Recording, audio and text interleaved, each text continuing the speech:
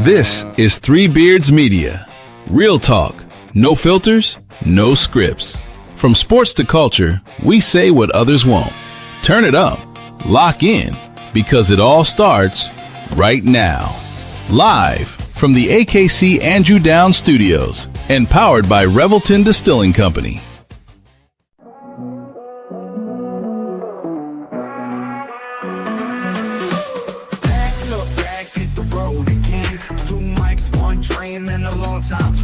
From the bright lights flashing down in Old City City to a 2-drink minimum and it sounds so great. Plus non-stop on the interstate, truck stop coffee keeping us awake. Midwest roads, yeah we know them well. From Des Moines to Chi, got stories to tell. Late nights, bright lights, open mic fights. Killing on stage, then it's back to the flight. From the cornfields to the Vegas Strip, ain't no stage where we don't fit. Billy and Willie's workshop, welcome inside, where the jokes are sharp and the laughs collide. From the neon glow to the small town dive. Hey everybody, welcome to Willie and Willie's workshop. It's 8 o'clock on a Monday night. Is that better? It sounds good. That sounds buttery to me, man. Sounds good. No, I meant last time you were on here, you said I got to do the intro to the show better. Yeah, man. You got to come with some energy. There's got to be a little bit of funk and fire. You know what I mean? Usually I'm just like, hey, hi. Yeah. What's up? And this time you did a little bit of like, hello, everybody. Hey, I'm Bill. Hey, it's Monday night. Hey, everybody. Welcome to the show. It's Billy and Willie's workshop. You sound like you're playing a character on The Simpsons. I can do a lot of characters, man. I got a lot of voices in there. So were some of those calls fake when you were on KXNO? No, I knew it. Derek from New Sharon's fucking fake. Derek from New Sharon's the real deal, dude. You every time you're hey boys, how you doing, fellas? Let's take some calls. That was my favorite when he would call in and say, "Let's take some calls." He very real dude, man. Very real. I met him, and then I met some of his friends too. So yeah, everybody, in case you haven't noticed, Willie is not here. We are Willie-less tonight. Well, and joining me is a good friend, Ross Peterson. Ross, welcome to the show. Thanks for the invite, buddy. You know I love this. Thank you so much. Been excited all day for this. I know that you love to do my show because you don't have to follow any rules on my show. Right, exactly. Right. We can cuss. We can talk about whatever we want. We can talk about, yeah. I don't know. I mean, I'm trying to think. What's the worst thing we've ever talked about? Well, like I've talked about things that are really bad, but you could also air on the radio. That's the weird thing about the FCC, right? Is like if you say things the right way, you can get away with it. Like, there were times when you could say anything you wanted, even on the radio. You could after from 11 o'clock till 6 a.m. It's called the overnight bucket. Is that how they referred to it for a long time? And you could essentially say what you wanted. You could say whatever you wanted. There were rules to it, meaning you couldn't repeat it, you couldn't dwell on it. You weren't supposed to make a big deal out of it. You know what I mean? It's like if somebody cussed, you weren't supposed to go, oh my God, he just said fuck. Oh, Jesus Christ, he just said fuck. You weren't supposed to do that.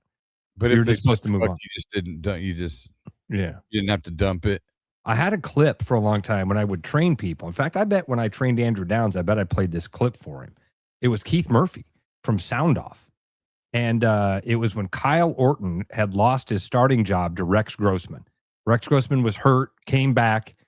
Kyle Orton had gone like 8-1 as the starting quarterback. And a dude called into Sound Off and said, you know, this is crazy. You shouldn't lose your job to an injury, or, you know, you can lose your job to an injury. Kyle Orton's 8-1. Just give him the fucking starting job and get out of his way. And it aired. And Murph just went, well, that's an opinion in the favor of Kyle Orton, and we'll go to our next call. Just went right past it. And I was like, oh, that's like perfect. It was late enough at night. Yeah. And move past it. You know what I mean? You could get in trouble if somebody cussed and then you dwelled on it. And then But you come back and like Travis Michaels apologize does the for it exact. and shit. Travis Michaels now does the exact opposite. Somebody says something and Travis is like, "Wow, Jay-Z just said the thing. Oh man." Because I'm trying. We've talked about how What up, Tanner? How are you, brother? I was talking about the difference between bestiality and zoophilia. So like, say what now? I've talked on this show about the difference between bestiality and zoophilia. Zoophilia? Yeah. I know what bestiality is. That's when you have sex with an animal. Yes. Jesus. Don't ask the question, Ross. I'm got. Come on, Chip. You know how this goes. What's zoophilia? Zoophilia means you're in a relationship with an animal. You have like a loving monogamous relationship. Well, I mean, I love my dog. That's what I'm saying. See, you might be. I've been trying to do it. I've done this on stage a couple of times. See, now you're in the workshop. Now you're in the comedy. Let's do this. Let's chop it up. So I've tried to do this on stage a couple of times because I talk about how, and I'm sorry to our audience if this is a tired subject, if you've heard this too many times. But I've been talking about how people love the word empathy now. Empathy is a big word that everybody throws around now, right? And so I know that I don't think people really mean it. When people use the word empathy, I think what they really mean is they want empathy for themselves and the things that they want to empathize with. Oh, I see. But they don't really want to have true empathy. In other words, they don't really want to put their shoe on somebody else's foot or whatever, right? And so my take is that really real true empathy would be understanding the difference between bestiality and zoophilia. Because if someone is a what do you call them, a zoophalite? That would seem right. Yeah. Someone's a zoophalite. Okay. And like you said, you love your dog, right? Yeah. Like, you ever look at the way your dog looks at you? Like, you know how your dog looks at you like, oh, Yeah. You are my fucking God. You are God. Oh, my dog doesn't look at me like that. Your dog doesn't look at you like that? My dog looks at me like, what's your deal? Well, that's unfortunate because That's the feeling I get from my dog. Right? My dog looks at me like I'm the love of his life. So I looked it up. A person who has zoophilia is commonly called a zoophile. Zoophile. There we go. They may also be referred to as zoosexuals. Zoosexuals. Okay. See, but that sounds like bestiality. Yeah, but zoosexual would be a sexual preference. Bestiality is just like, I need a hole to put it in. Hold on. No, I think here's my point. Bill, I think you're wrong. We'll come back to it, but I do think the definition that you have is wrong. What? Of what? According to Google and zoophilia. That it's about a relationship, that you're in love with that animal? Characterized by sexual attraction to animals. That ain't the same. I take it back. I don't have a zoophiliac relationship with my dog. This is bullshit. Bestiality is the actual bestiality is act. what Yeah, bestiality is, well, whatever. Fucking, I'm just saying, there's a difference between being in a relationship and then having sexual feelings. Kind of trust me. Through most of my teenage years, I understood there was a difference between being in a relationship and having a sexual relation. I guess maybe I shouldn't have said monogamous. A lot of people don't know that.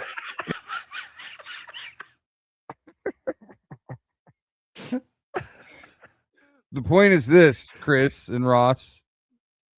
Yes, they are. The point is this. If you ever saw the way my dog looked at me, you could see how a lonely man might misinterpret that. I know my way around a vagina. That's right. That's right, Chris. And That's what I'm saying. Hate to be your algorithm for the W. You see what I'm saying, though? I do. Sure. So, like, if you what did you bring? You weren't going to talk about this. I guarantee you. No, never. It's never the intent. Ross, we do not have a call sheet or a list like when Travis goes over your list in the mornings. We don't have that. Yeah. We have nothing like that. We have I flip the mics on and I just let the shit go. Love it. I'm down, brother. Let's do it. You're not really and truly an empathetic person if you can't empathize with the zoophile. I always thought I was empathetic till now. He said I'd pay to have Bill Blake's algorithm. Yeah, it'd be interesting. I should I don't know. I'm trying to think. Maybe I should pull up my Facebook and see what comes up. Right now it's like golf clubs. I was looking at buying some new irons today, so I keep getting golf club shit. I get a lot of fishing stuff. I watch a lot of fishing videos. You know what? You just posted pictures of you fishing. Yeah. So yeah. Probably your whole fucking Facebook page right now is like probably rods and reels and bait. Dude, I can tell you what another one of the weird passion, what are those things called? What do you call it? Guilty pleasures. Mm-hmm. Dude, I love watching those police videos of people acting like idiots. If there's a video of a person saying, "Can I have your name and badge number?" Oh, I'm down. I'm down. Sign me up. I will watch a 7-minute video of a person getting arrested. I like both ends of that. I like when the person is so idiotic that I actually want the cop to beat him. I want the cop to hit him. I want the cop to hit him. You know what I mean? Like, I want some police brutality. Like, okay, I can make a case for this. Yeah. If the video starts with you rolling your window down that much, I'm in. Yeah. I'm sucked in. I'm like, here we go. You're about to break a window. So there's other times where they make the cop look like an idiot, and that's fun too. Yeah, occasionally. You're right. Or just like some rent-a-cop or something, like the guy. Like, there's a guy that both annoy.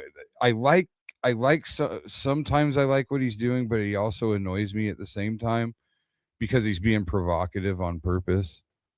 Like, talking about the cart narc, whatever the guy who goes to parking lots. Well, there's different guys. Like, there's a guy. I think there's different guys that have done this, but like, they're just filming stuff, and then somebody comes out and tells them to quit. Yeah. I'm on a public street. First Amendment auditors. Yeah, those kind of guys. Like, that's my brother. Sometimes I love it, but other times I'm like, all right, you fucking dork. Somebody shove this guy in a fucking locker. Dude, that's what again, there are tells when a person is going to be the dork that you want to get arrested. I'm telling you, one of them is, okay, all right, you know what? Screw it. Okay, how about this? I'm going to start filming you then. I'm going to start filming you. What's your name and badge number, sir? Can I have your name and badge number? You're like, oh, you're going to jail. Yeah. You idiot. Why did you pull me over, sir? I don't know, man. I get it. It's, sometimes, you know me, dude. We've had this discussion. You're anti-authoritarian. I am so anti-authority. Yeah. So I get both ends sometimes, like, I do like to see, but it's the same. Like, we have friends that are cops that are amazing humans. Yeah. So, like, I want them to be able to do their job and do it well, because I know they're not guys out there, adrenaline junkie douchebags. Yeah. But there are those guys.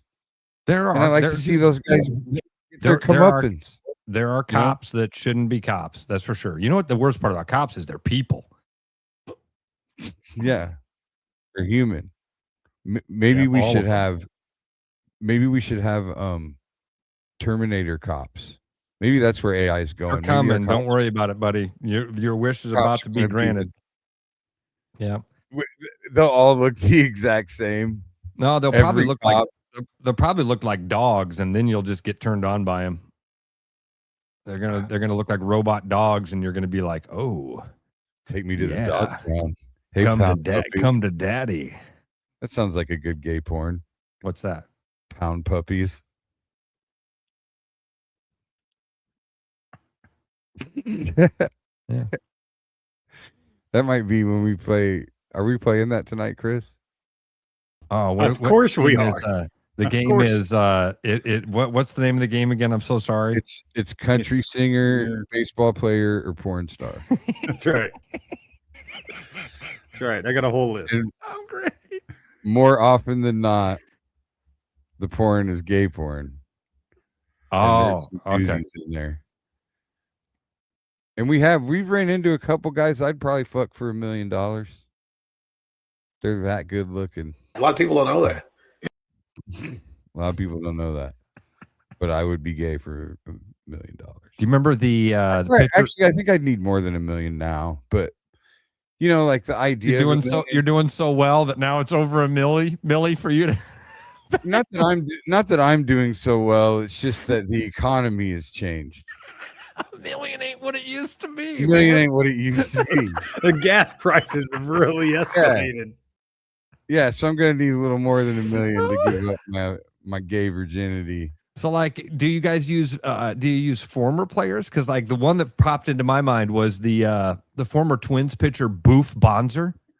No, these are all current individual people or current porn stars active in the game, producing movies, and you've verified that. Well, as much as IDBD has been able to help us out here. Okay, here's a question. I haven't personally vetted those out. No. Here's a question for you. All right. How down on your luck would you have to be to sell your gay virginity? Like on the internet? Like, I bet you could. Like, I bet I could go on like OnlyFans or some shit. You know how like those girls have sold their virginity online and like got a bunch of money? Have you seen that? Man, I don't know. I don't know that. I don't know. I don't think there's a number. And I hate to say that because you're gonna be like, oh, 50 million. No, I don't think there's a number. Well, I think I'd have to do it like auction, like eBay style. Like maybe just put my asshole up on eBay and just be like, how long's the show? We're gonna start the bidding. You notice that he already went straight to being the receiver and not the giver. Yeah. Well, in my mind, I could be like, at least I could be the giver. It was a nobody had to pay you anything for that. Just saying, you went right to the receiving. Like dude, a guy will only give you like $100 to let him suck your dick or something. Although there was a rumor, supposedly, that Louis Anderson would pay you $10,000 to suck your dick. Like I heard that somewhere. I don't know that it's true, but I do know that he tried to make out with one of my friends once. But I digress. Thank you. The point is this: how much, like, let's say I thought we were digressing. I'm home. Well, I was getting off Louis Anderson. I'm still on this. I still want to know, like you put it on eBay and you start the bidding at like $1 million, and then you do it auction style and see how high the number gets. Yeah, I'm out. And then maybe at the end, like maybe it doesn't get to a high enough number. Ooh, will I sell my butthole for a Hawkeye Natty? Man. Ross, it usually takes me at least an hour before I put my face in my hands. You're 18 minutes in. Are you guys upset that I'm thinking about this? The fact that you repeated the question with intrigue. You were like, ooh, yeah. This is gonna make me love this stuff. I love these, like, like Ted DiBiase, like, what's your price? Like, I love these scenarios. So, like, I like thinking about these scenarios. Oh my God. I think they're fun. I think these scenarios are a blast to think about. So a magic genie comes to you and says, here's the deal. I'm not a normal genie. You don't exactly get 3 wishes. You don't exactly get to pick what you want. I'm a very specific kind of genie. How specific are you, genie? I'm so specific that I can get your favorite. What you want, a football national title? I'm assuming, right? In fact, let's play both games. What would you give up? This is like a sell your soul. This is like all sell your soul to the devil questions. Really, is what it is. Like, what would you sell your soul for? Right? kind of. Not to be able to play the guitar, not or the fiddle, and not for the Hawkeyes to win a national title. Yeah, it'd be hard. You know what? I think maybe that is kind of the idea behind religion, right? It's kind of like, hey, don't sell your soul. Not at all. No, listen, hear me out. Let him cook. Don't sell your soul for short-term pleasure. Yeah. Right? Yes. Like you're having this short-term stuff, right? Yeah. Like that's kind of the overall instruction book of Here's the deal. Here's the deal. Hawkeyes win a national title. They probably not winning it next year. Guess what I still did when next year rolls around and Alabama is your new national title winner? You still sold your... I still yeah, you. I didn't. You did. This is you. You're the one that rubbed the bottle. The butthole seller. For real. See, Donnie Rickles is so on point. Donnie Rickles is a goddamn asset to this show. Imagine the roar on the big screen Bill would get next season when showing up on the Jumbotron. Imagine, dude, when they... Because everybody... imagine always be bending. The rules.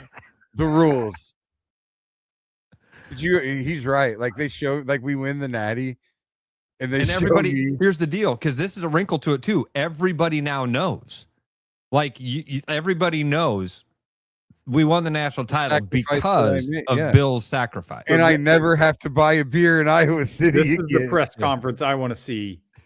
I would have to move to Iowa City. Kirk Ferentz, I have one question for you. Apparently, Bill Blank sold his gay virginity so that you could win this national title. What's your thoughts on that, Kirk? Well, I just first of all, we've always said we got the best fans in the nation, and 100%. Hawkeye fans, they care about this team. I didn't know they cared that much about it, and I wanted to do it through recruiting and the black and gold call-in show. What's that going to be like? With you and Travis after the game. All I know is like it's so like the next year, right? So we win the Natty, and then the next season starts, and I'm in my seat. And from that point on, forever, there's a single file line starting with me, going all the way up, where everybody stands up the whole game because I can't sit down anymore. I thought you were going to say there's a single file line of people coming down to thank you for your sacrifice. And I was going to say that would happen too. No, they wouldn't. But I'm just picturing this line of, because like everybody else sits down in between plays or whatever. I was a season ticket holder in 101, which would be to your left, up the way. You know what I mean? I think those numbers kind of changed now. Did they change? That's too bad because 101 was 137, which that puts me. I'm in the northeast part of the end zone. Show Bill on the big screen with a song of his. Yeah, like I'm like the new kid captain. What would the first song be? I kissed a girl and I liked it. Just to show everybody that you were to right the ship. Well, you got a long ways to go to right the ship, my friend. Mike Piazza press conference. First of all, I'm not gay. I'm not gay no more. I just took it one time for the Hawks. I don't like men's no more. Women.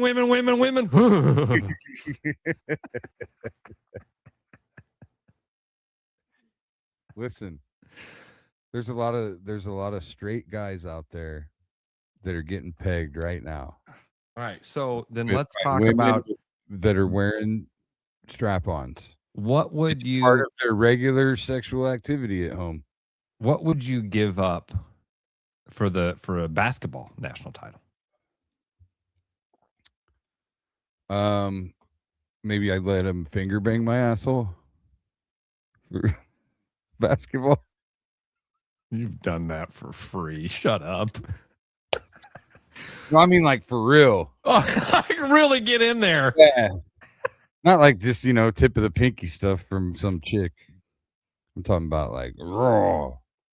What about for the women's team to win a national basketball title? I think I'd just be happy about it.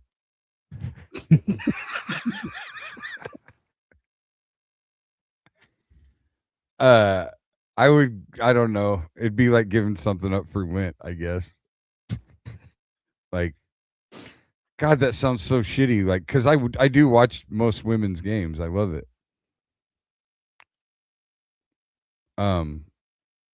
Yeah, I'm not going. I don't know. One natty's good. I don't need more after I get that one. Oh, but the fans won't be good with just one. Now the pressure's on, Bill. Oh my gosh, think about that. That's what that line's going to be. People are going to be like, Bill, come on, man, you got to do it again. It'll be like the curse of the goat. Kirk has one of those down years where he gets a 6-win season and they're not calling for his head. They're calling for Bill's ass. I'll be like 90 in a nursing home, like, all right, one last time. Let's run it back, boys. We're going to run it back before I die. They invite Bill back for the celebration of the 20-year anniversary of the Natty. They got the starting quarterback. How about I just want it? It's like, oh, they're going to win it every year that you take it in the ass. Like I just get paralyzed from the waist down so I don't feel it anymore. That way I can sit in ADA every game under some heaters when it's cold. Bestiality and taking it in the butt for the Hawks. I should have known what I was signing up for. I should have known before I agreed to do it. I should have been like, okay, what? I didn't going to talk about. I didn't like mean. That's really on you, Ross. That's really this is all my fault. I agree, Ship. Yeah, this is mostly my fault. Hey Chris, do you think Heather's actually mad at me for saying go Hawks to the wrestling coach? No, I don't. She's gonna have to get over it. Like again, it's kind of her fault she invited you on the show. She doesn't have to get over anything. She can be mad. I'm just saying. It's kind of her fault. Like I called her afterwards. She knew that you were on the show. So really, I mean, would she? I called her afterwards to see if I left my sunglasses up there, and she answered the phone, and she didn't seem pissy. So, but I also haven't talked to her since, so I'm not sure. So Ross, last time we did KXNO with Heather, I'm picking up on this. You guys talked to the new wrestling coach, and you said go Hawks. Yeah, Bill at the end of the call. Yeah. We talked to him. When we talked to him, we talked about the Hawkeyes too. I mean, the guy wrestled Fry. No, the women's coach. Okay, yeah. She was a Grand View. Yeah, and so like, at the end of the call, I just said, "Go Hawks." And Heather's like, "Dude, stop! That was the last thing we said to her." And I'm like, "Yes, it was. This is the last thing I said to her." Like, come on, you knew who you're having on your show. All I know is there were plenty of Hawkeye fans that heard that. They were like, yeah, this dude's a savage. And that's who I care about. Okay. I ain't no goddamn politician. I'm stoking the flames of a rivalry. You can't get mad at me for that. I'm bringing them Cyclone women wrestlers revenue single-handedly. And keep that program alive so maybe they can bring back baseball and be a real school.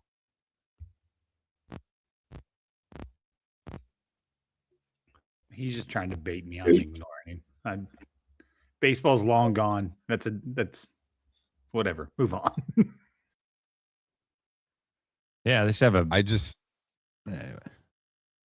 I would love it if they had a baseball team. I'd like it if you and I had a baseball team. We got good baseball. You and I here didn't in the have a baseball team anymore?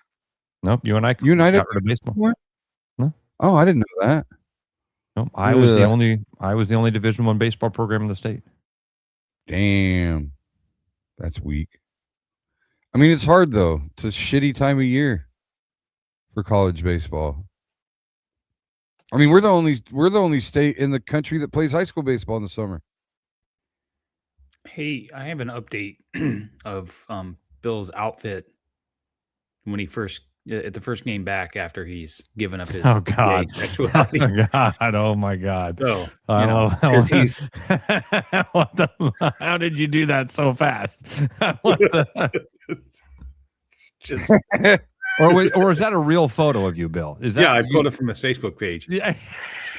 Troy Davis loves it. It's Troy Davis's favorite photo. Bill. I'm just saying, there's your game. There's your game day attire after you. I'm not mad at it. Here's how. Listen, if I'm gonna have unhelpful. to dress like that, it's gonna be Hawkeye shit at least. Here's how unhelpful Chat GPT was when I asked him to put him in a Hawkeye feminine outfit. He said, "I can help edit the image, but I can't change or imply someone's sexual orientation." What the hell do you call this? It said, "What I can do is put him in a Hawkeye themed outfit with a jersey crop top skirt and accessories." And I said, "Okay, that works." I like how Chris referred to the AI as him. Did you catch that? Yeah, He said when I asked him to do it. that's because if he calls it her, he's gonna be sitting in that room with a fleshlight and not leaving. He's gonna get a Right. divorce. Do you use AI at all? Me? No. Yeah. Yes, you. Who else am I fucking talking? I know. I have, yes. I'm starting to get a little bit torn on it all. Like I'm starting to kind of have maybe a moral issue with it. Yeah. Yeah, I mean, I'm not on the. I don't know how much I want to feed the beast. I've actually talked to Chris about this just this past Friday. I was talking to him about it. Like, I don't know, man. I'm pretty close to like being like, I don't want to use AI on our show. Like, just because I think it's really gonna hurt like the graphic designers of the world and stuff. Oh, dude, there's so many jobs that are going to be. Yeah, There's a lot of creatives that are. I worry about leaning into it big time. I worry about the people who are basically in charge of it. The people that are. I would agree with that. All of it, dude. They all look evil, and their they motives. all look soulless and evil. And that's probably because they fucking were nerds their whole lives, and they just they're all Mr. Burns. They all fucking the world doesn't want to fucking pay attention to me, so here's what I'm gonna do. I'm gonna make sure they have to. Like it's literally like superhero, like super villain type shit. Have you seen the podcast shows that were all AI generated? The what shows? I'm sorry. So Chris Hassel talked about this a couple months ago. There's like a Hawkeye podcast out there that is literally video generated, all AI content. That's it. No way. Yeah, I'll see if I can find it on his Twitter or something. He talked about it a couple months ago, but he was like, somebody had sent it to him and he started to watch it, and he was like, it was just insane. But yeah. Yeah, and so like, and these guys are like, some of them have openly talked about how it's scary, and it's like, well, then stop. What are you doing? Yeah. Like, what's the end goal here? That's kind of question number one. What's the end goal? What are you trying to get to? I don't know. I mean? I wish I knew what the answer was.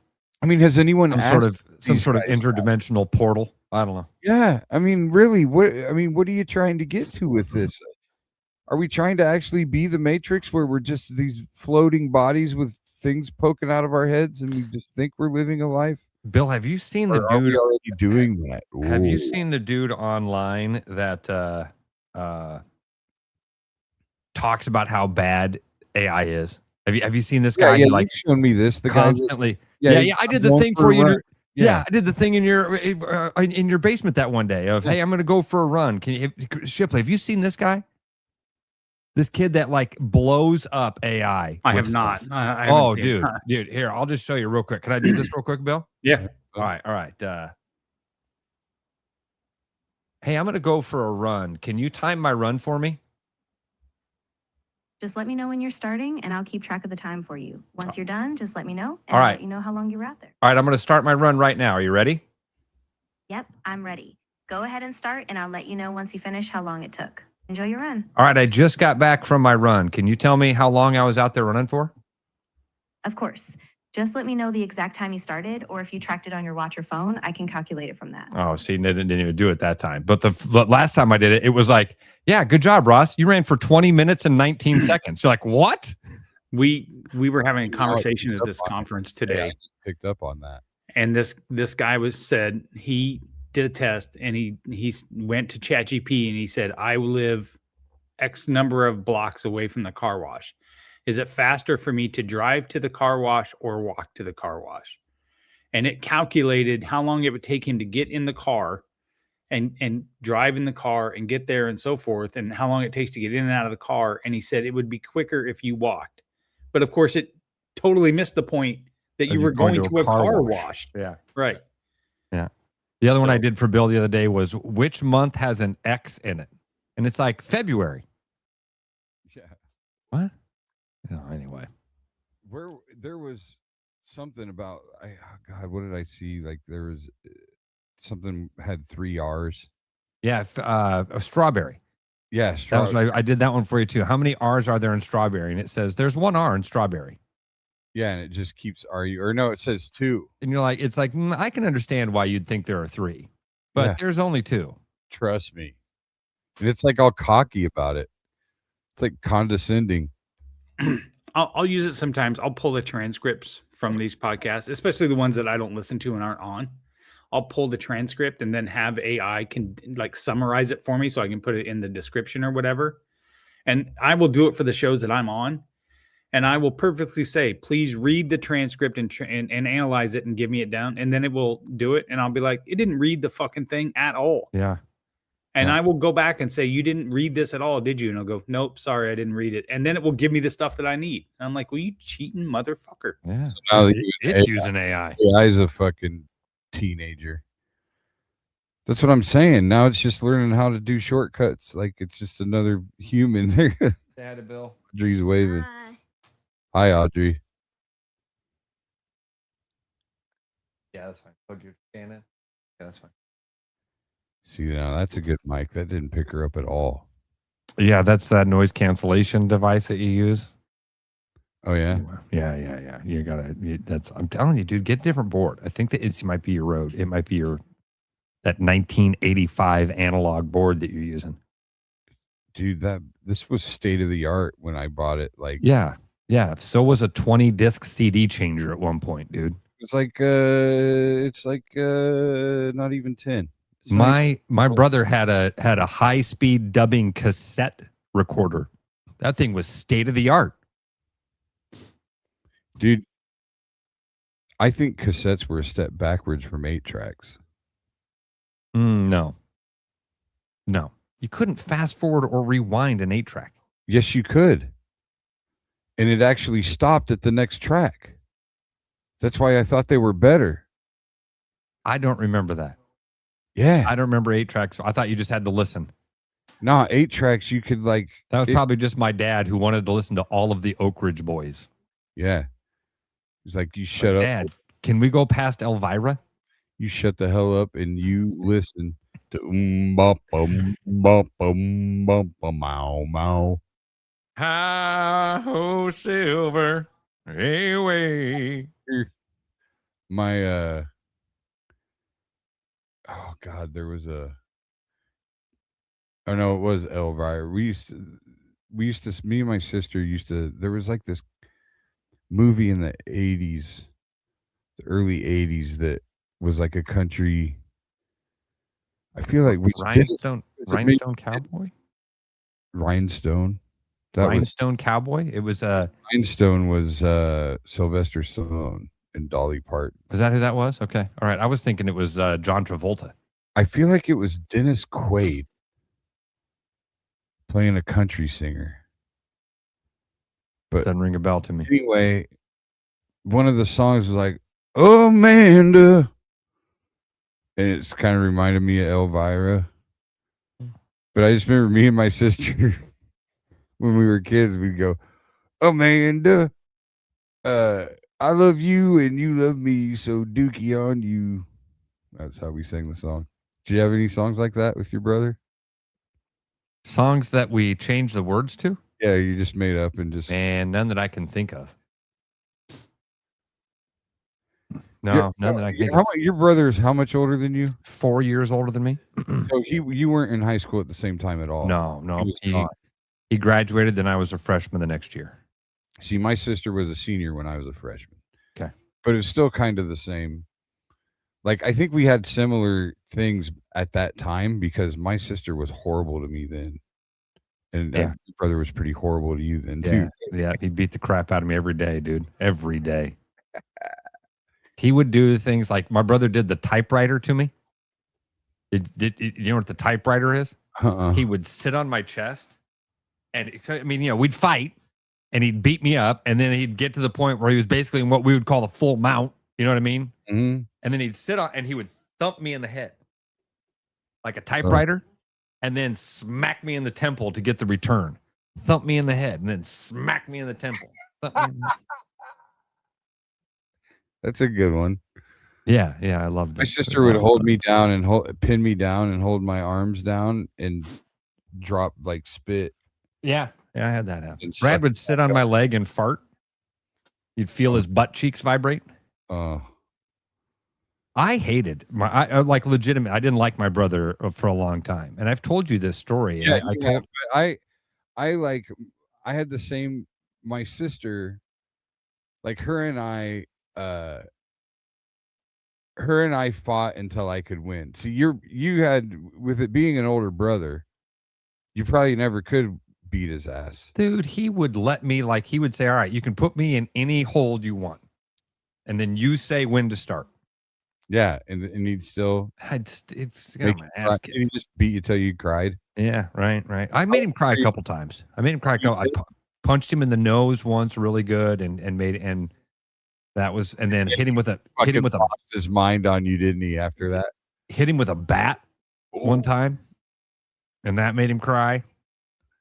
And then the other time I made him cry was when he knocked me out. He knocked me out and felt bad about it. So he cried about it. He knocked you out cold? But I made him cry, didn't I? How old were you? He was crying because of me. How old were you when he knocked you out cold? Probably 9-10 years old. God. He's like 15.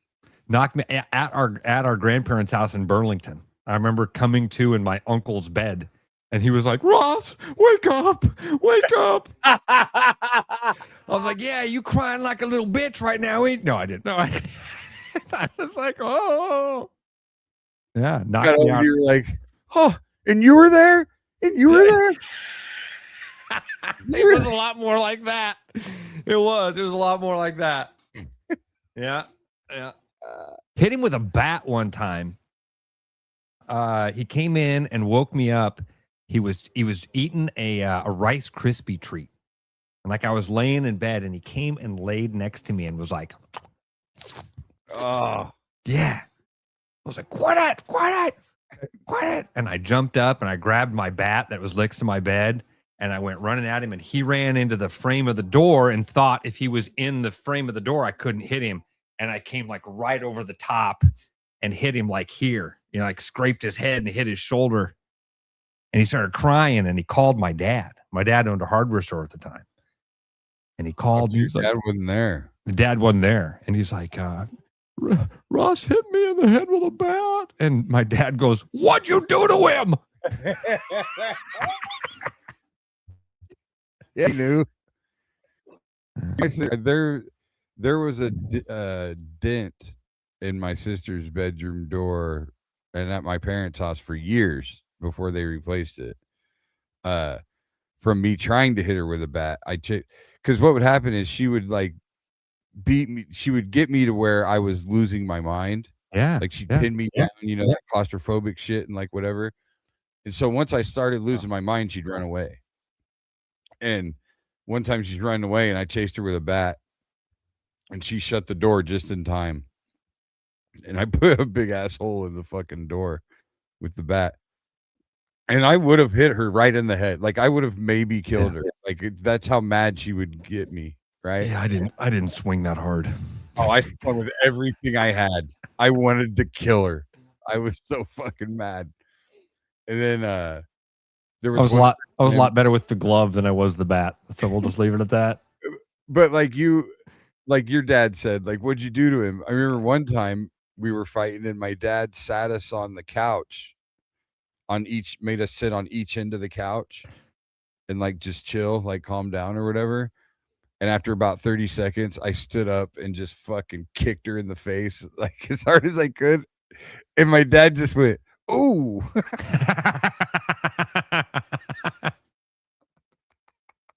It was almost like he was like, "Oh, finally gotcha. That'll teach." Because I remember my dad used to tell her all the time, like, one of these days he's gonna fucking people. My whole life, people were like, "Brad, someday he's gonna be bigger than you." Yeah, well, that. And I never was. I'm still now. I'm 48, and I'm like, someday I'm gonna be bigger than you. He's in the nursing home. That's when you strike. That's when you get.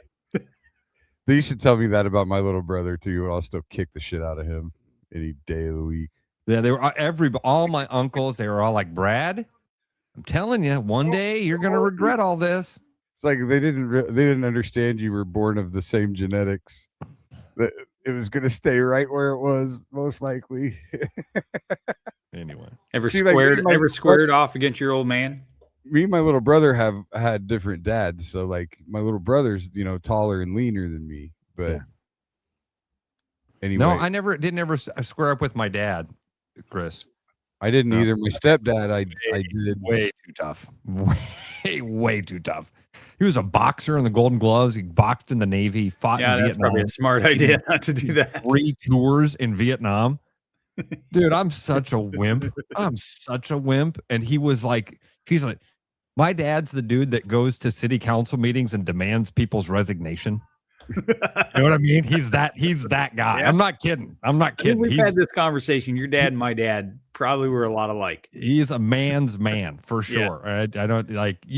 This is the speech I will give at his funeral. Is think of any word you can for what a man is. Think of any word. And I guarantee you, I have a story of my dad that is that way. My dad also is really good. Like, he hated Travis Justice, hated him. And then one day he was like, "Hey, I really want to meet Travis." So Travis came to town. I'm like, "Hey, let's go to lunch. My dad wants to go to lunch then." He's like, "I didn't think your dad liked me." I go, "He doesn't." But we're going to go to lunch. And we got to lunch, and Travis had his son Owen with him. And so it's the 4 of us at lunch. And my dad, and I've seen my dad do this a couple of times in his life, where he said, hey, Travis, can I tell you something? And looked him right in the eye and said, "I was wrong about you. I had a preconceived notion about what type of man you were, and I was wrong about you, and I'm sorry." Yeah. And Owen went, "This is awesome." I'm like, "This is my dad. This is how he is." Yeah. You said your dad would go and demand resignation. I'll never forget the time that in middle school they didn't give me my report card because my dad hadn't paid the book fees. And you never seen somebody more fucking pissed off in his life. Fucking pulled the car over, storms into the office, and he's berating this poor lady behind the counter. "My taxes pay for that report card. You don't own that report card. I own it. You don't pay for that." And the whole time I'm like, the book fees are like $10. Just pay the fucking book fees so we can get out of here. You know what I mean? He raised a stink. We left, got the fucking report card, but what do you think happened the next day? Everybody at school knew I was too poor to pay for the fucking book fees. Yeah. Because the word got around that my dad screamed because he couldn't afford the book fees, and I was like, "This is way worse. Go the way you wanted it to go, Dad." I never squared up with my dad, my biological dad, but my stepdad one time. My stepdad, he's so funny. He would do the funniest shit when he was pissed off. And he'd do just like one time I came home after curfew, and when my friends were dropping me off, I could see the lights on in the house. And by the time I got to the front door, all the lights were off. So I get in, and I turn a light on when I get in, and my dad's just laying on the floor staring at me, staring at the door, waiting for me. Just this dramatic shit, And one time, I was supposed to take the garbage out, and I never did. The one thing that I was supposed to do, and I never did it. So one day, I came home from school with a buddy of mine, and we're down in my room. My room was in the basement, and we're down in my room, and my dad brings the garbage and sets it in my room. I like that. I like that move. It's a good dad move. And so I'm like, you're gonna be such a dick about it, you know. And he blows up at me, and we're at the bottom of the basement stairs, and I have the garbage, and I'm trying to go take it out, you know. Oh, now you want to take it out. Now you want to take it out. Now it's his fault for standing in your way. Yeah, now he's blocking my path, and he's yelling at me and shit. And I finally just was like, get the fuck off me, and I shove him, and I made him fall up the stairs, and he fell like on the landing. And then so now I'm like standing over him, right? And I just remember in that moment thinking like, I fucked up. Like I was thinking like, and I let him up. I thought you were going to say you were standing over him and your thought was, I'm the captain now. Yeah, no, I didn't want to take it any further. I let him up, and when he got up, he gave me a little bit of a shove, but there was almost like a little bit of a recognition there that I didn't have to let him up.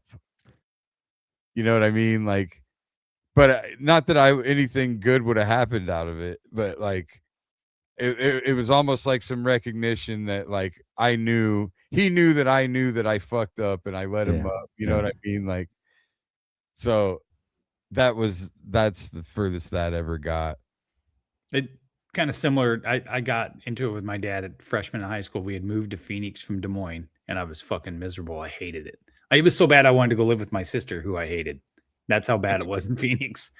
And we had an argument one night, and he got up at the table and smacked me across the face. And I got up and I grabbed his fucking shirt and grabbed his shirt and pulled back. And I was 15, and I was probably 210. Like, I was a big boy.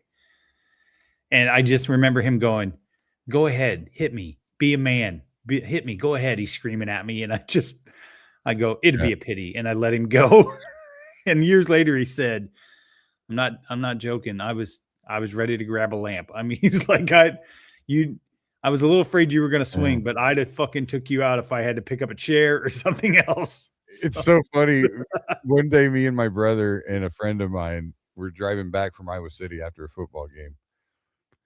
And we started talking about like, because my buddy that was in the car with us, he had an older brother, and we started talking about all that, you know, like, what if you really fought? Like, if you actually really, truly had to fight each other. And I remember my brother, I said to my brother, I'm like, you don't understand. I would fucking kill you. Like, that's how my brother would. That's what Brad would say to me. Yeah, like, I'd kill you. Yeah, like if this I'd was murder real, your life. Yeah, I remember my brother going, "Geez," and I'm like, it will never happen. Yeah, I'm just telling you, you would be the last person I would ever let kick my ass, beat me in a fight. Like, you would have to kill me. You would have to literally kill me dead. Dude, our buddy Tyson, me to stop. Our buddy Tyson saw, because he worked with us for a long time. He worked for my dad and worked with me and my brother for a long time. And he saw a couple times. I remember one time, in fact, he spent the night. He spent a weekend here a couple weeks ago. He was in town, and he spent the night here. And we were reminiscing about some of these old stories from our construction days. And he remembered this one time when Brad was just giving it to me. I mean, like, berating me. Yeah. And Brad was down in a concrete hole on his knees, and I had a shovel. and it went through my head. Like, I turned the shovel, I grabbed onto it, and I was like, I'm just gonna smack him in the head with this shovel. And Tyson saw it and was like, "Hey, no." Yeah, don't do and we were talking a couple weeks ago, and he was like, "Man, remember that time you were gonna hit him in the head with a shovel?" Yeah. Yeah. We had some great moments working together, man. Oh my God. All right, we got to take a break. Okay. We're going to get a break. We're going to come back. We're going to play our country singer baseball porn star game. And then I've got some Reddit questions. People Love need it. your advice, guys. People need your advice. I'm full of advice. Let's get a word from our sponsors. Buying or selling a home is one of the biggest decisions you'll ever make. That's why choosing the right real estate team matters. The Jenny Farrell team with RE/MAX Concepts has been helping families across the Des Moines metro find the right home since 1998. Born and raised right here in the community, Jenny understands the neighborhoods, the market, and what truly makes a house feel like home. Whether you're buying your first home, upgrading your space, or preparing to sell, the Jenny Farrell team provides expert guidance every step of the way, from market analysis and listings to negotiations and closing. Their consultative approach means you'll feel confident, informed, and supported throughout the entire process. Jenny Farrell Team, RE/MAX Concepts. Call or text 515-779-7500. Visit jenniferfarrell.remax.com. Experience you can trust. Results you can move into.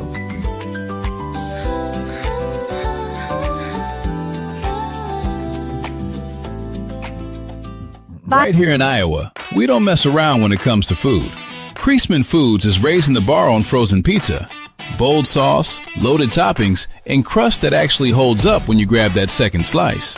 This isn't just another box in the freezer aisle. This is Iowa-made pizza, built on real food service experience and brought straight to your local grocery store.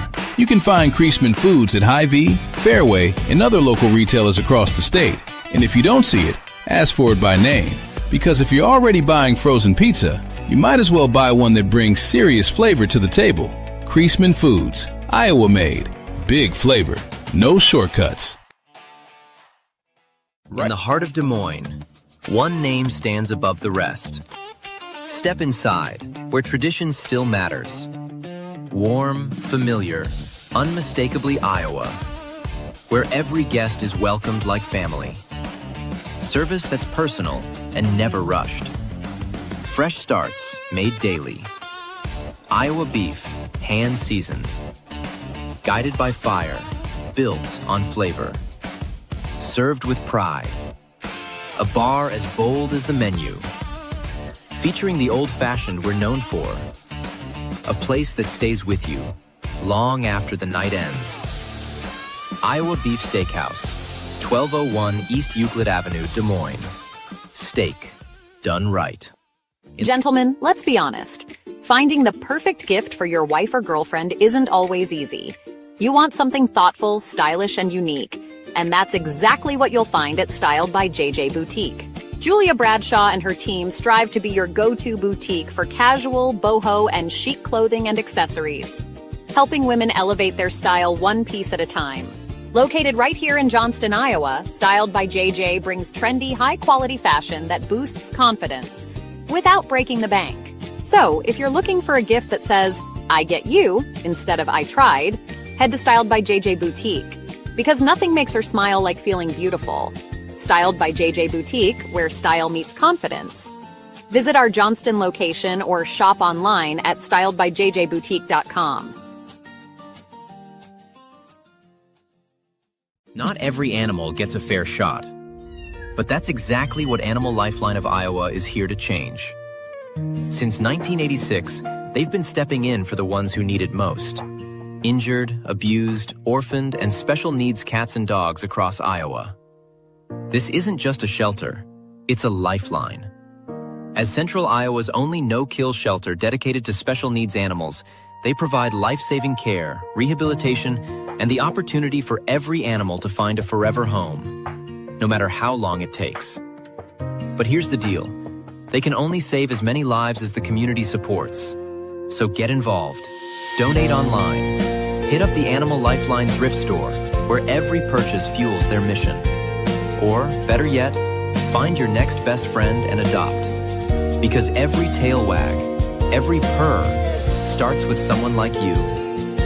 Animal Lifeline of Iowa, where we provide much-needed TLC and a safe space until they find their home. All right, and this is this week's Adoptable of the Week. It's Bruno.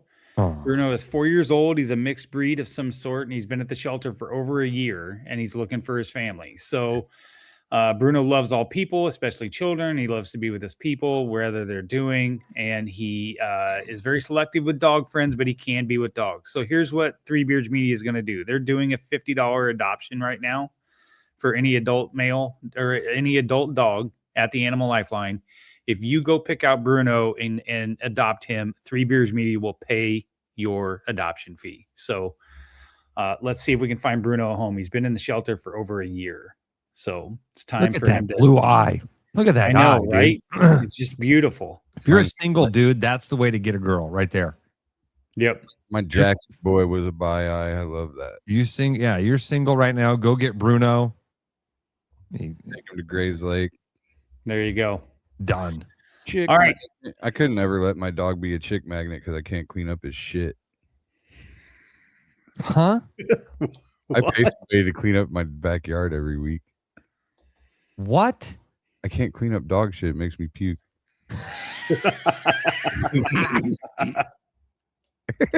Oh my God. Oh my God. Every time I think you're like a tough dude, I'm reminded that you're just my buddy Bill. You're just my buddy Bill. It's so great. Pet Butler. Pay Pet Butler like $60 a month. Pet Butler? Shut up. How much?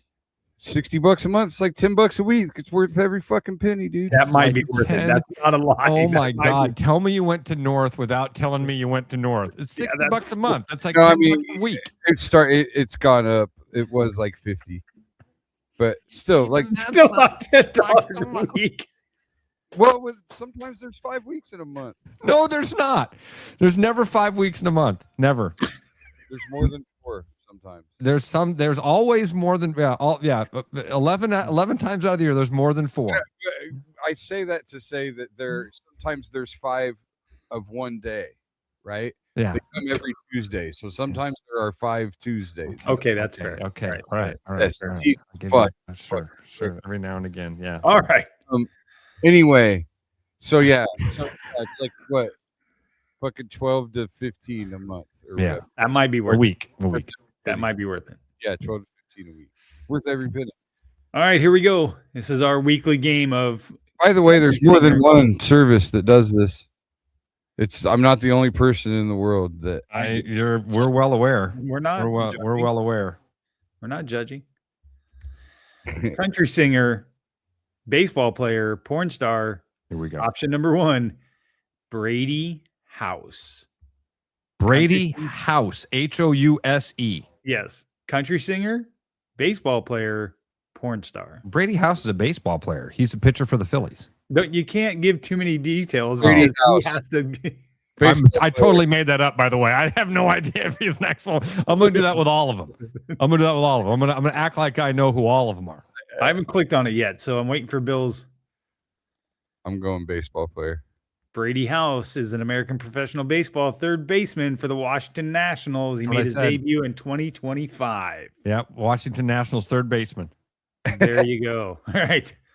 Way to throw me off the scent there, Ross. Yeah, like that. Chris Cummings, country singer, baseball player, porn star. Chris Cummings is a country music singer. He has the song Who Threw Shit in Bill's Beard. I also actually do think he's a country singer as well. He probably sings more like songs about drinking on gravel roads and just wanting to be left alone. In a big truck.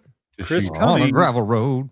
a Canadian country music artist, and his With a career's cold released 5 beer. studio albums. His number 1 hits are Sure Enough and The Kind of Heart That Breaks. I got the kind of heart that breaks. No, he's a fucking Canadian country. Canadian country singer. Hey, I like look my at these- mashed potatoes and steak. Look at all these goddamn Mounties up here trying to tell me what. I to do. like fishing and riding horses. I can't stand these hosers. Why won't they just leave me alone, eh? We're 2 for 2, Bill. Two for two. You guys are doing well.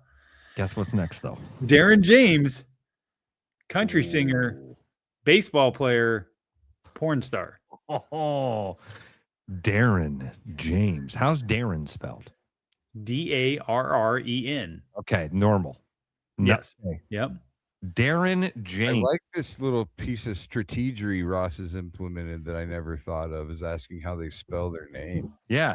Because if it was IN, that's a porn star. That's a gay porn star. Yeah. Darren James, I think, is a country singer. I think it's a baseball player. We're going to split the goalposts here.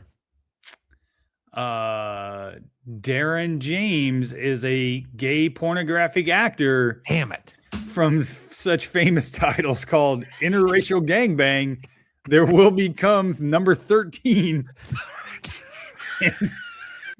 and Big Butt Smashdown number 3.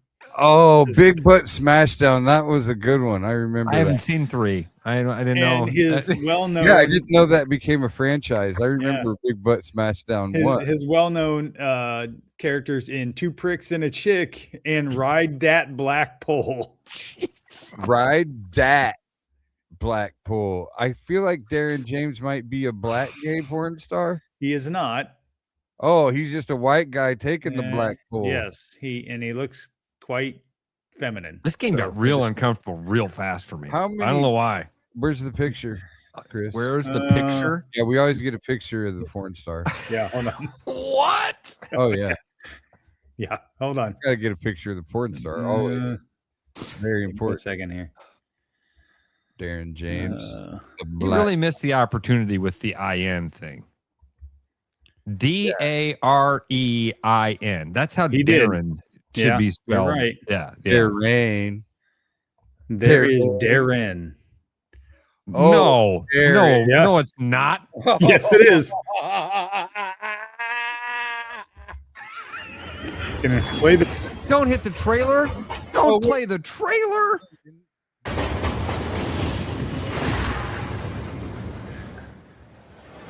So Ron knows a lot about HIV. He'll limit the girl. We'll bring up HIV. How the guy's gonna go? Hey, check, please. Gotta go. That's all I can do. That's all I can bring up. That was Ron Jeremy and a girl. No, that was Darren James. That was Darren James. That was Darren James. So Darren Correct. James is transsexual. Sure, you bet. Well, there's obviously chick vibes there. Did you? Can you Google image Darren James? I just sure. I want something. I want some more solid evidence. I've had enough evidence. I feel like we've seen enough evidence. I mean, you haven't seen enough evidence? You need more evidence? No, I want more. I want to know more about Darren James. It's past my bedtime. Well, you know what? I'm not finding any images. God damn it! See, I'm on a. I can't be looking at that stuff on this computer. On this. If we want to be honest, that's great. So you're gonna go check out tomorrow, and they're gonna be like, Right? Mr. Shipley, we had some interesting internet search histories. Yeah. No, well, that's given. All right, Jake Owen, country singer. Oh, Jake Owen is a country player, porn star. What if can't it be all three? I think Jake Owen is all three. Is that a possible? It is possible. Is that a possible answer? We have had overlap. Yes, we have. Yeah, we Jake have. Is all three. Jake Owen is starting left fielder. You need to pick his main position. You starting left fielder for the Houston Astros. He also has the song "Big Red Pickup," and ironically, that's also the name of his movie that he's in. Is Big Red Pickup. Hey, all right, Billy. Where's your big red pickup? It's in my pants. It's getting all red and throbby. I'm going baseball player on Jake Owen. Jake Owens is an American country music singer signed to RCA Nashville in 2006. I feel like I've heard that name as a country music singer. He released his debut studio album, Startin' With Me. All right, last option. Starting that red. You guys truck. are tied. This is the tiebreaker. Here we go. Red truck needs a new starter. Tucker Wetmore. Tucker Wetmore. Country singer, baseball player, or porn star. This has got to be porn star. See, I think there's no way he's a country music singer because they would have made him change it. He'd just be Tucker Moore if he was a country music singer. They'd have been like, we're not putting I really like the way Ross talks through. I do too. He's very analytical about it. Yeah. I appreciate that. What, you guys just play this game willy-nilly? You don't. Yes. Oh yeah. Willie, one episode just guessed baseball player every Good one. for Willie. Good for Willie. That's smart of Willie. That's why I really respect Willie. I think you might have. I think that's a baseball player. I think Tucker Wetmore is a relief pitcher for the Mariners.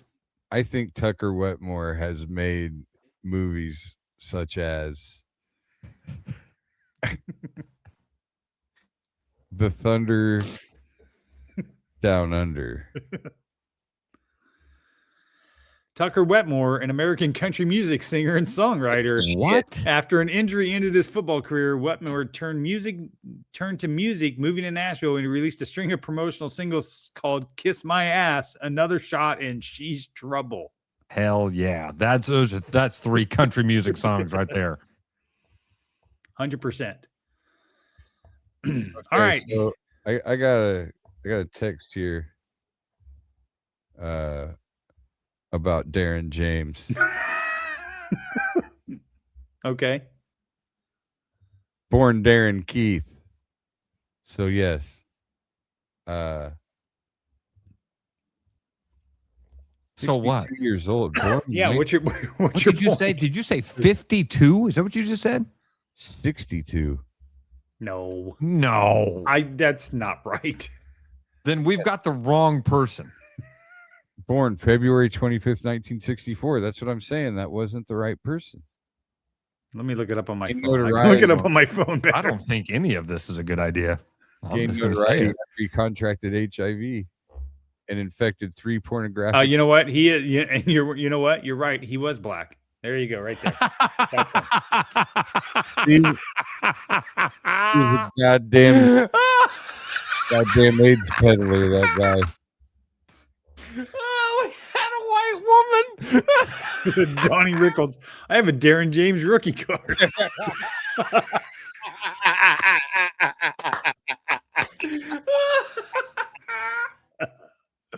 Oh God. Oh God. Oh God. Donnie, you know what? Donnie, it's a great idea. The fourth option should be congressman. Yeah. Which again could overlap. A lot of overlap in those things. Yeah. Well, not really. Only of 2 of them. Drill Bill. That's the name of Ray. Good job, Ray. That's a great one. Drill Bill. All right, here we go. What should I do from the files of Reddit? I love this. Should I tell my neighbor? My downstairs neighbor has a female partner who sounds like an air raid siren when they're getting at it, which is sometimes at least 4 to 5 times per night. It wakes me up often enough to be annoying, but I've never met this neighbor, and like a good neighbor, I don't want to spoil their fun by making them think about someone listening on their sessions. But what's your take? Do I say anything? What would I even say?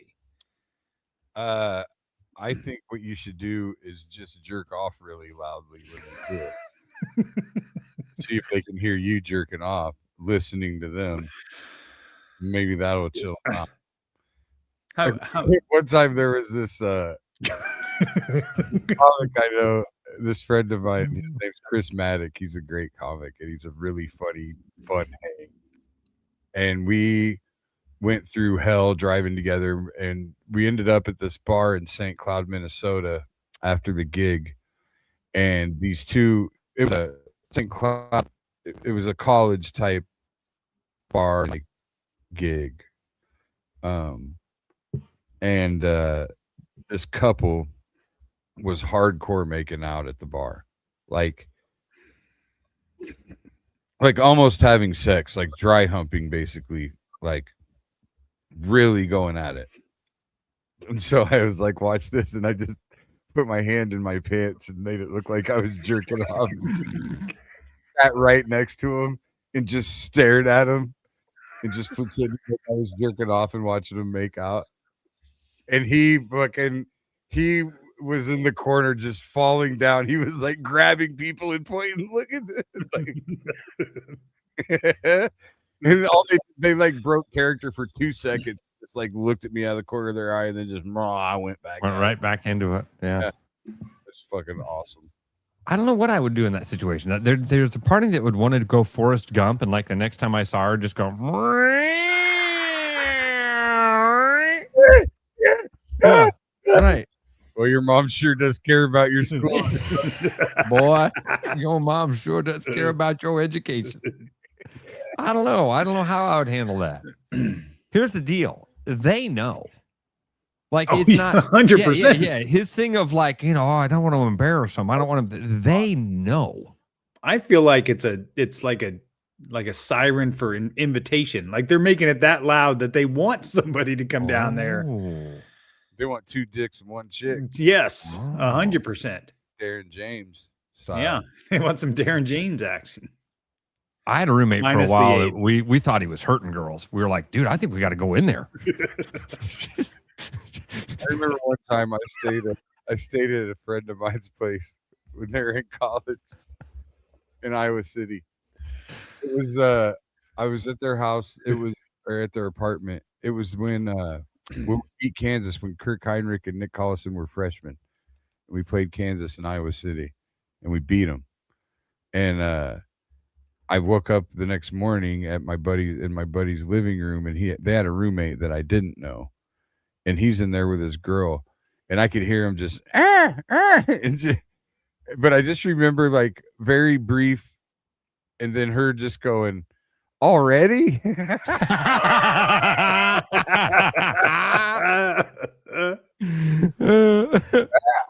And then they come out of the room, and I just had to fucking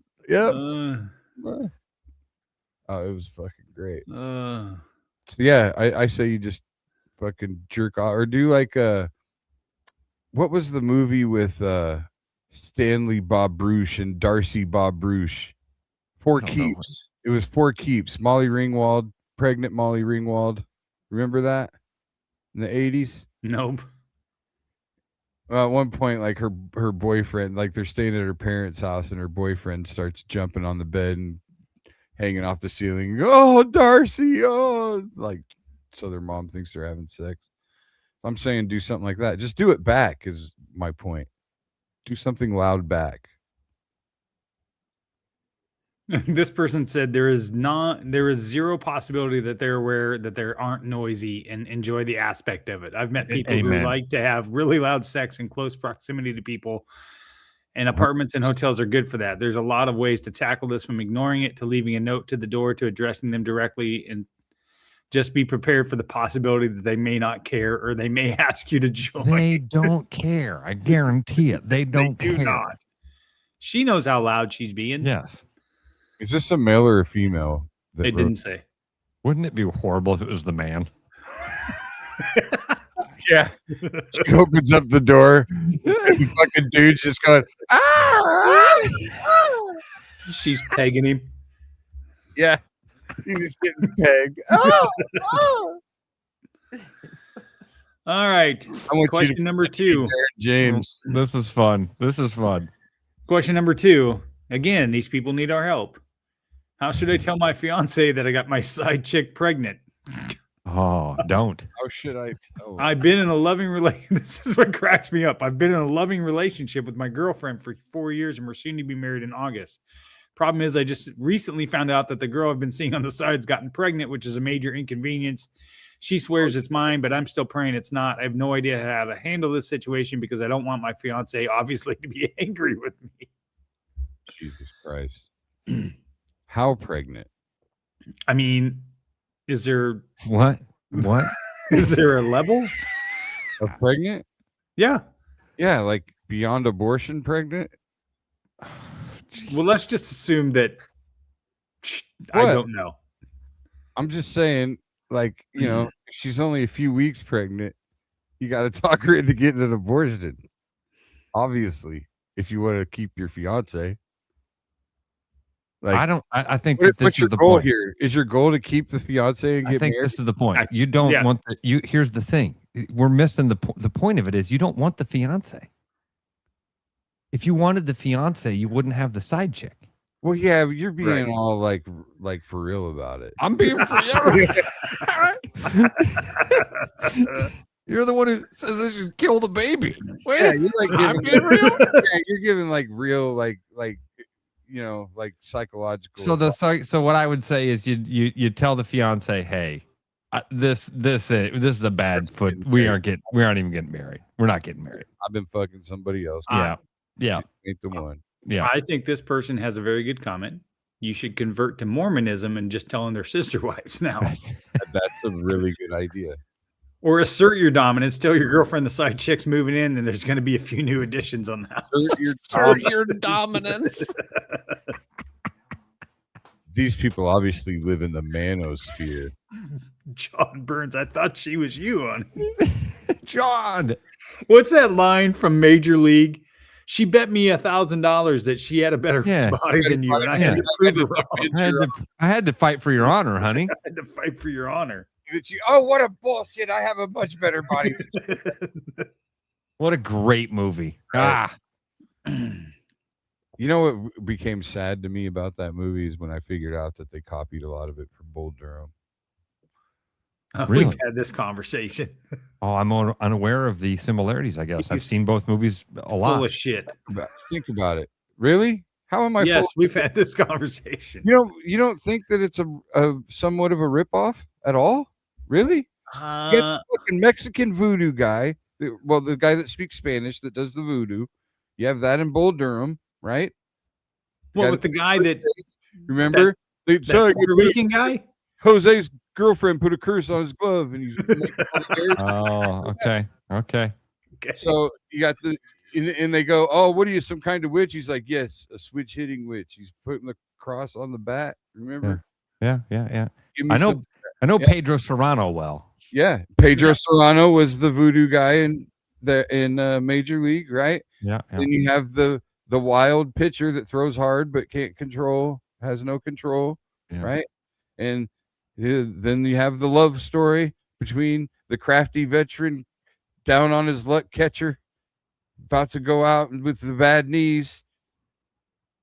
But the pitcher and the catcher weren't fucking the same girl.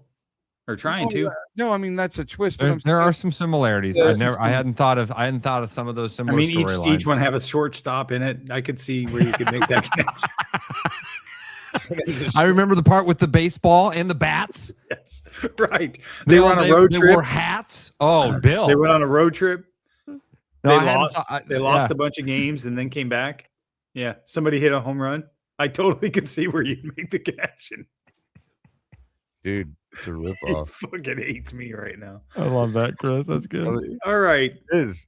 They fucking I love both movies. I want you to listen to this question, and then I want you to thoughts on working with a dating coach. I've been considering the idea of hiring a dating coach and trying to decide whether it's actually worth the investment. I'm less interested in gimmicks and more in whether having structured guidance generally helps with confidence, communication, and dating outcomes overall. I'd be interested in hearing real experiences from people who've gone down this route.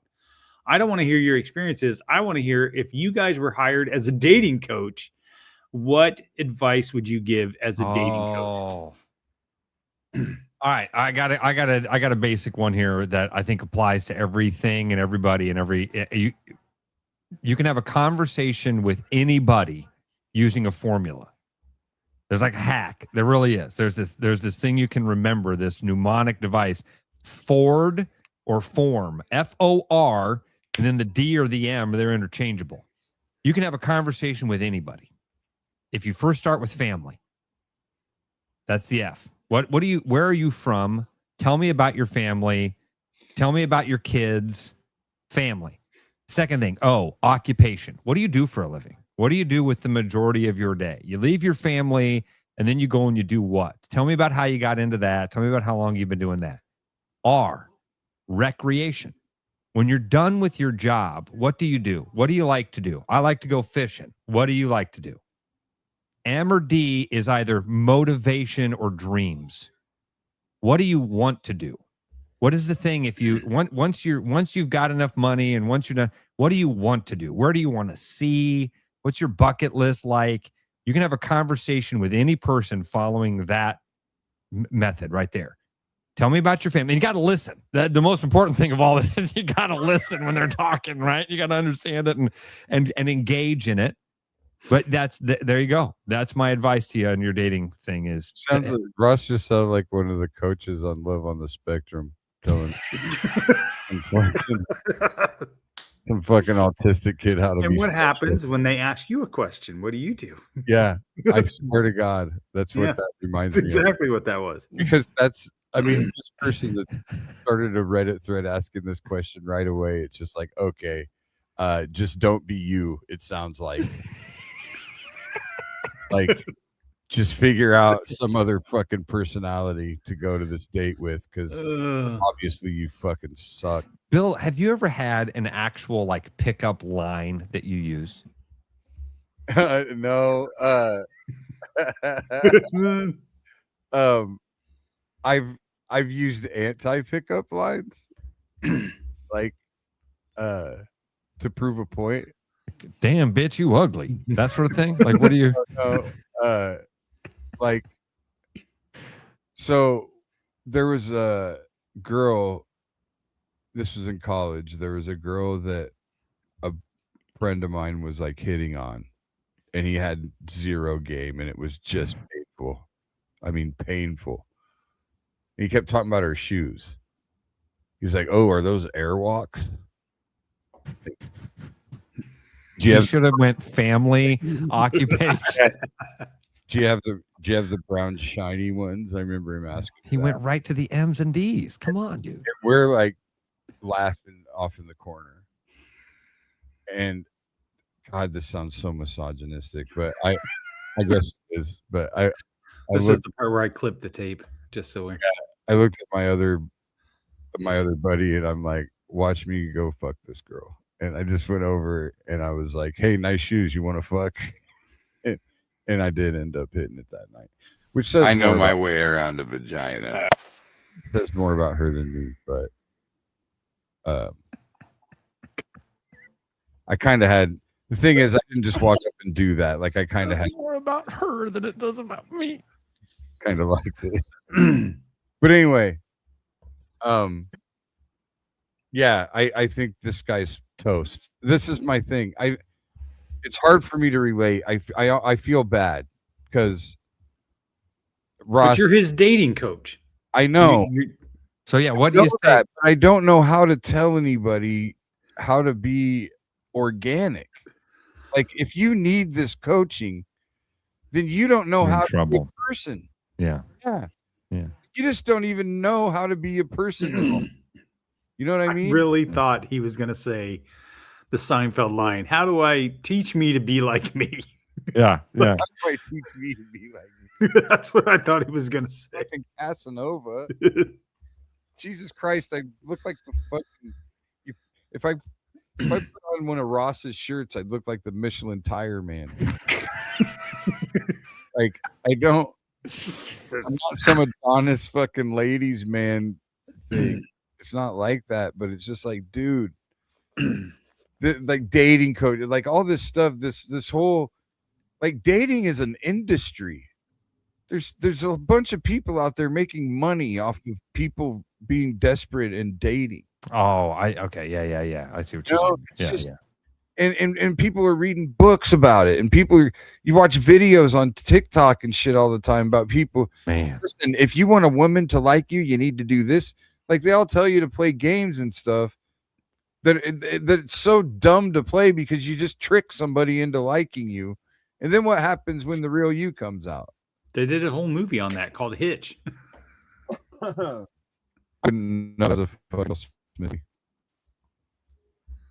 right, final Reddit question. This is a little bit more philosophical. Does anyone else stay up late after work or school because they feel like they haven't gotten enough time for themselves during the day? Oh, wow. 20 female here. I've been doing this since I was a child, basically. I find that most times when I spend the day doing stuff, I end up staying up late just to reclaim a few hours of myself, even though I know it's going to mess up my sleep and so forth. Even if it's an hour or two of just watching TV, reading a book, or listening to music. Does anyone else do this?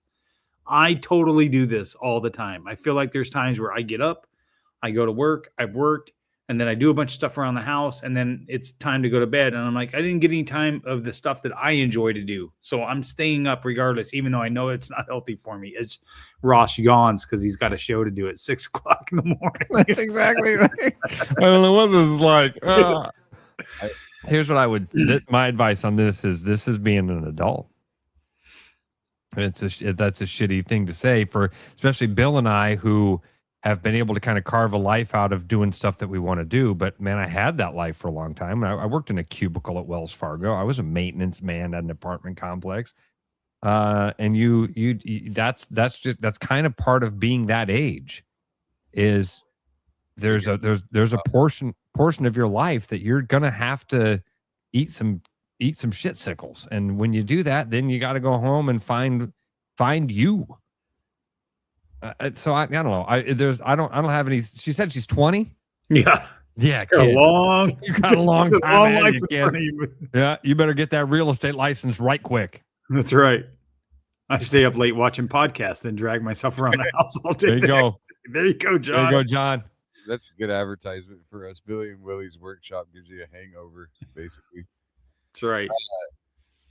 I guess in a way I've always done this, but I've never done it in a conscious way. I've never thought about it.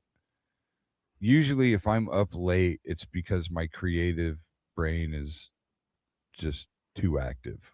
Like I'm thinking about something. I have an idea.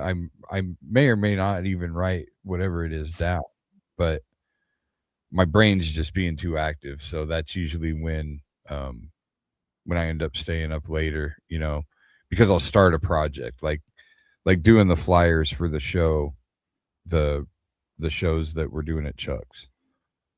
Like one night, after our podcast, I was on the computer, so I'm like, well, I'm just going to do this. So I end up till 3 a.m. making flyers. Right.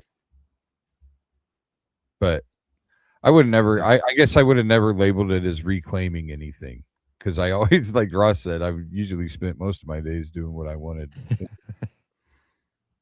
So I don't know. Yeah, I mean, for me, that's a part of it. I think that's a part of growing up. It's part of having a job.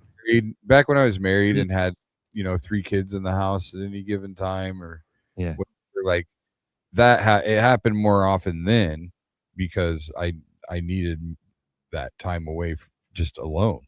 But, yeah. And to your point, like the job that I have now, I enjoy it so much. It doesn't feel like I'm not enjoying my life. You know what I mean? Yeah. When I was in that crux of those 3 years where I hated my jobs and I was miserable and whatever else, it was like, I need 2 or 3 hours of something I'm going to do that I actually enjoy. And I don't feel that way now. I like, I have fun with the people that I work with. I look forward to going into work every day. It's not a chore to me. Yeah. I mean, maybe that's kind of what it is at the end of the day, that kid needs to figure out, is that they probably just don't like their job. Right. And that's also what this time is for. Like, you got to eat some crow, but at the same time, this is where you throw the shit at the wall and see what sticks. Yeah. Yep. Like, a good way to look at it. If a job's making you miserable and you're 23 years old, then quit that motherfucker and go find something else, because you're only now's the time to do it, rather than when you get older. Exactly. Yeah, because then you got kids and responsibility, and you can't do that. Right, and you're only making $17 an hour, $18 an hour. Well, you can do that at a million places. Yeah. So that's good. That's good. At the very least, use these jobs, accumulate some skill, learn some things. Go work in a kitchen. Maybe you learn how to fucking cook for yourself a little bit. Go wait tables and learn a little bit of humility. Just go do those things. And if your end goal is to not work for the man, if your end goal is to do something else, it's look, I mean, detasseling, those are things you just do to get some money. But in your 20s, if you can keep your bills down to where you don't have a lot of bills to pay, so that you don't need to make a lot of money, you can fucking play around, man. Just see what's going on. These guys, I think too many kids are in a hurry to grow up. Like they get out of school. Like my son's 23. he's going to weddings and shit now. You know, he's got a couple buddies with 2 kids already and shit. And it's like he feels like he's being a loser sometimes because of what these kids are doing. And I'm like, no, they're fucking morons. I'm like, dude, listen, having kids early is a great idea. I mean, I'm not kidding, because then you get done early.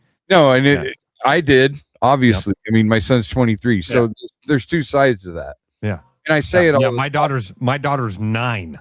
Yeah. But I'm also envious of my friends who had kids older because they're better fathers. You're just better at it than I was at that age. Huh. You know what I mean? Like, there were times where I wasn't sure who I was yet, and I was trying to raise somebody else. Don't know who you are yet. Yeah, that's a good point. You know, so like there's a lot of there, but yeah, you have more energy, and yes, you're done with them sooner and yada yada, but the parenting never stops anyway. Yeah. You know, when they grow up, you're still just as worried about them. You're still, you know, you're still parenting them and guiding them. So like, it really doesn't matter. I'm just saying, you know, I can't show the comments, but Donnie Rickles said, delay getting a credit card. Stay out of debt as long as you can. Yeah, yes. That's a good one too. Yeah. Yep. That's something I did is I stayed away from credit cards forever. Me too. I still don't have one. My ex-wife was terrible at it. Yeah. Terrible at line. Department store credit cards. That was, we could have a whole fucking. There's a lot of people in that. Or as I like to refer to her, the practice mom. That's what I like to refer to her as. I have too many credit cards at this point, but I'm not in heavy credit card debt. It's all credit building. It's all been. Yep. You know. All right, that's all the Reddit I got tonight, boys. That was fun. I like that. Fun show. Thanks for coming on, Ross. Oh yeah, thanks for inviting me, boys. I love this. Yeah. And Chris, thanks for coming out to the show Friday night. I guess, well, you ended up being kind of a lot bigger part of that than. No, I'm happy to come out. I'm excited to come see you on the 30th, and then starting June 28th is our first live show. Which we need to talk a little bit about logistics of how we want to broadcast the actual comedians when they do their set and things like that. So we need to have a conversation. But I love this idea. I love what the actual Billy and Willie's workshop.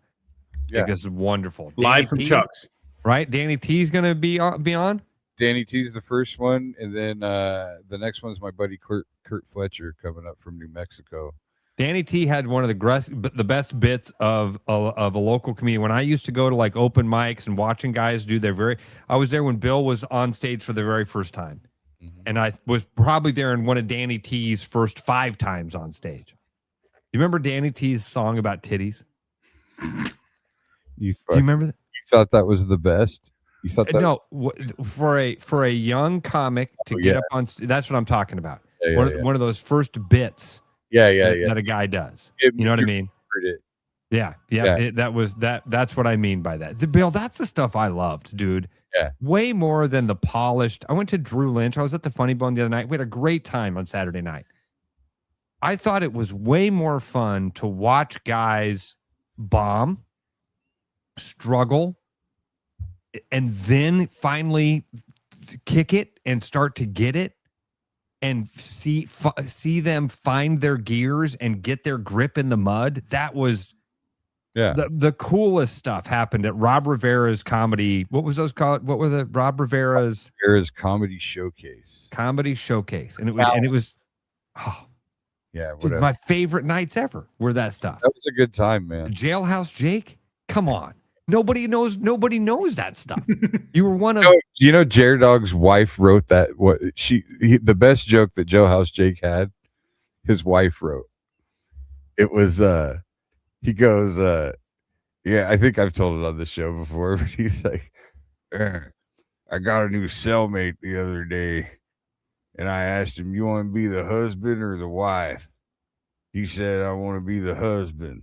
So I said, okay, get over here and suck your wife's dick.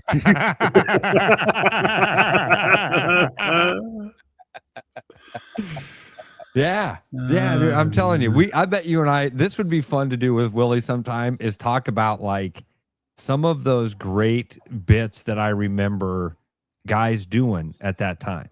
Mhm. Scotty B. Do you remember Kermit the Frog's top 10 list? No. Hi, Kermit the Frog here. I vaguely remember him doing Top 10 reason chicks dig me. My fast, rapid movements. Tastes like chicken. You know, there was my killer pad. I mean, I'm telling you, it was.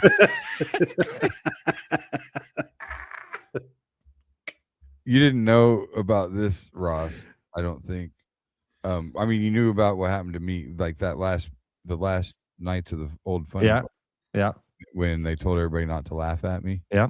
And Jim Zabel was in the audience, and I just remember thinking, I'm fucking eating a dick in front of Jim Zabel. This sucks. But to the next night, they let Scotty B do a guest set. And the next night, they went up on stage and told the audience to lose their mind laughing at everything he said. Oh. And they took it seriously. I mean, they were laughing at every pause. Yeah. And his face lit up. Like nobody ever told him, I don't think. I hope not, or thank God nobody told him. But yeah, like I remember watching his face light up, like, oh my God, he never killed like that before in his life.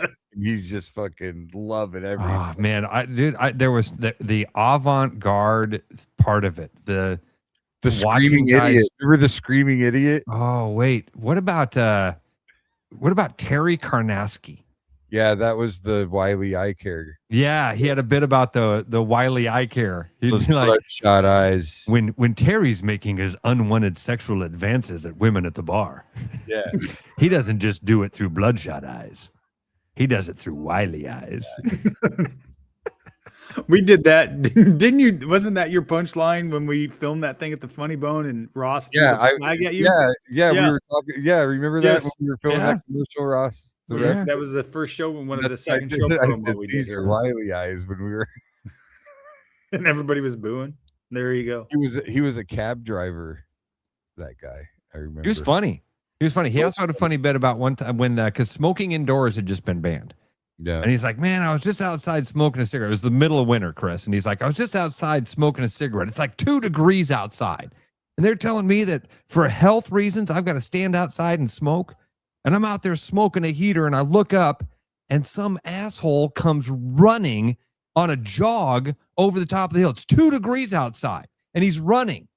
And I take a drag of my cigarette and we look at each other. And at the exact same time, we both go, fucking idiot. I actually hate to break this to you, Ross, but that's a Dwayne Clark bit. Oh, was it really? Okay. All right. That's a Dwayne Clark, who Chris, I think, probably saw for the first time, didn't you? No, I'd seen him MC for you a couple times. That time that we did the whole day with you. Oh, okay. Yeah. But I had not seen his act. I had just seen. Yeah. I had seen his. So that was the first time I had seen his act, and Jonathan May. That was the first time I had seen Jonathan May. Oh, so, yeah. He's good. Dwayne's hilarious. Dude, I'm telling you, those open mics, you're going to get a lot of misses. I loved it. Loved my time. The thing about those open mics that helped me the most was, and of course, like going to them for 6 months first, but the guys that were the best before I started doing anything, I noticed that those guys always did the same 5 minutes, the same 5-8 minutes every single show. Yep. So I made up my mind right away. I wouldn't do that because I went to so many of them, and that really helped me because you had to try new stuff. That the point of them. Dog used to do keep it or the shit bucket. Remember? Yeah. At the end of his show, he'd go, all right, we're gonna go back through my bits here, and you guys tell me if I should keep it or if I should throw it in the shit bucket. Yeah. The funny box or the shit. Yeah, funny box or shit bucket. Mark Von Onen had a joke. He was like, a lot of people wouldn't know this by looking at me, but I'm dyslexic. And people think, oh, that means you can't read so good. And I try to tell them, no, it's way more difficult than that. Simple things like a light switch makes sense to you. But to me, the options are off and no! See? A lot of people don't know that. All right, we got to get out of here. Thanks, boys. Appreciate it. Love you much. Thank you, guys. Yeah, love you. Love you, brother. Talk to you in a bit, buddy. Have a great night. Just a mic in a dream, and now we ride this circuit, chasing that scene. Every heckle, every cheer, every silent stare, made us sharper, made us bolder. We ain't going nowhere.